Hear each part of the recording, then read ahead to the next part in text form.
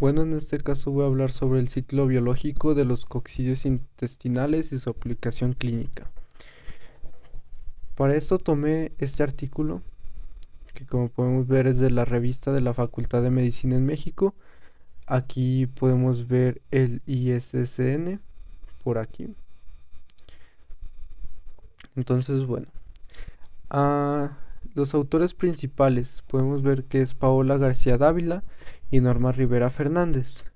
El trabajo fue conducido por el Departamento de Microbiología y Parasitología de la Facultad de Medicina de UNAM de la Ciudad de México. Por aquí podemos observar esto. El resumen nos dice que es el estudio de los ciclos biológicos parasitarios que se aprenden en la asignatura de Microbiología y Parasitología de la Facultad de la Medicina de UNAM. Brinda a los estudiantes información importante sobre aspectos fisiopatológicos y clínicos que les permitirán entender con mayor claridad por qué se realizan ciertas técnicas de diagnóstico específicas y los protocolos terapéuticos a seguir en los pacientes. Se revista en este artículo el ciclo biológico de los coccidios intestinales y su relación con el cuadro clínico en el huésped. Y aquí tenemos algunas palabras clave. Ok, pasamos con la introducción, lo cual nos hace preguntar ¿y cuál es la importancia de este artículo con nuestro tema? Aquí la importancia que nos da es que el trabajo es importante ya que está englobando parasitología, en especial las coccidias, lo cual es nuestro material de estudio que vamos a hacer, pero en nuestro caso será con aves de corral. Aquí lo aborda con humanos, pero las cepas que nos presentan son las mismas que se podrían presentar en las aves de postura. Las aplicaciones, a lo que aquí da las aplicaciones son para el diagnóstico de las coccidias. Los trabajos relacionados son aquellos que se relacionan con los ciclos biológicos. Algunos fueron, bueno, en especial este artículo científico fue realizado con algunos trabajos de ciclos biológicos y parásitos en general y los huéspedes que tienen estos parásitos. Los objetivos principales es estudiar y entender los ciclos biológicos de los parásitos, como son las coccidias y su aplicación clínica. La pregunta científica es ¿qué son las coccidias? ¿Cuáles son sus ciclos biológicos? ¿Y cuáles son sus huéspedes? Y cómo esto se aplica a la ciencia.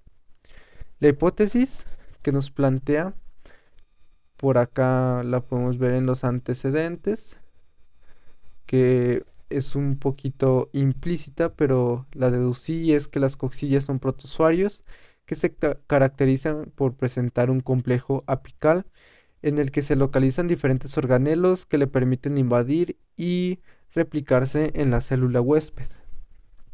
Antes que nada hay que ver que incorporan imágenes tomadas por microscopios, que estos son de sus materiales y métodos. Más por aquí abajo podemos ver que como materiales usan algunas tablas de definiciones sobre parásitos.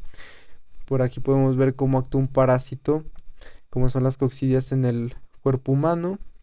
Por aquí abajo podemos ver que usaron granjas de estos parásitos y luego fueron vistas a microscopios. Como podemos ver son imágenes tomadas con una con un zoom de 400x. El modelo que plantean aquí es estadístico. Por aquí abajito podemos ver que emplean un modelo estadístico de porcentajes. Por aquí está.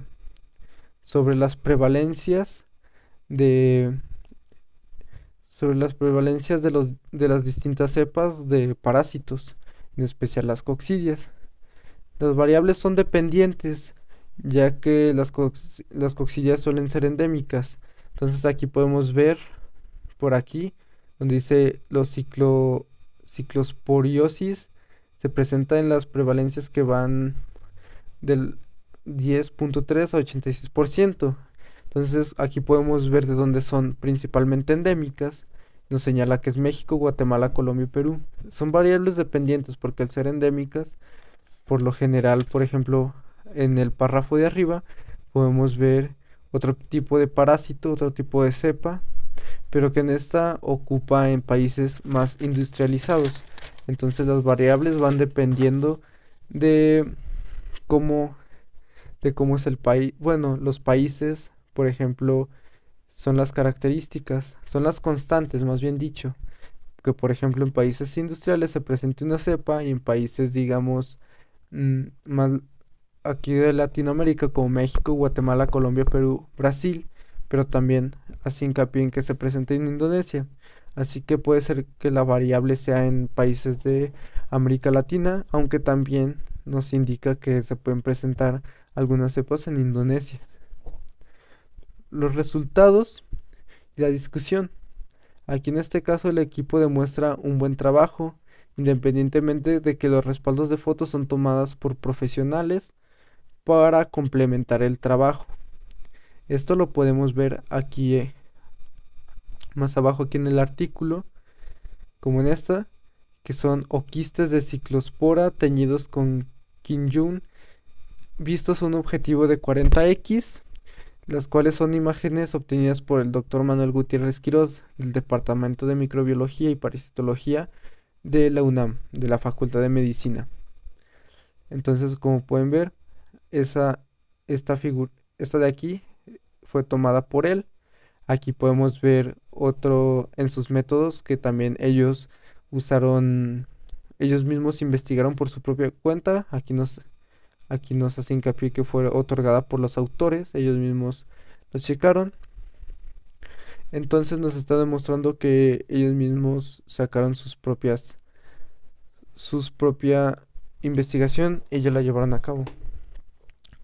Las diferencias entre este y otros artículos son mínimas, ya que por ejemplo, como podemos ver en este caso, se está abordando el tema de una manera un tanto superficial, no está haciendo tanto hincapié en sobre eh, qué tanto se presenta en humanos, solo nos está hablando de las generalidades sobre parásitos y coccidias. Entonces, pues en sí, lo que puede variar, las variabilidades, son por acá en lo que estamos viendo sobre los porcentajes, ya que se debe que puedan variar. Por ejemplo, las variaciones pueden surgir, por ejemplo, acá podemos ver más arriba que esta investigación fue realizada aquí en México de noviembre a diciembre en 2017.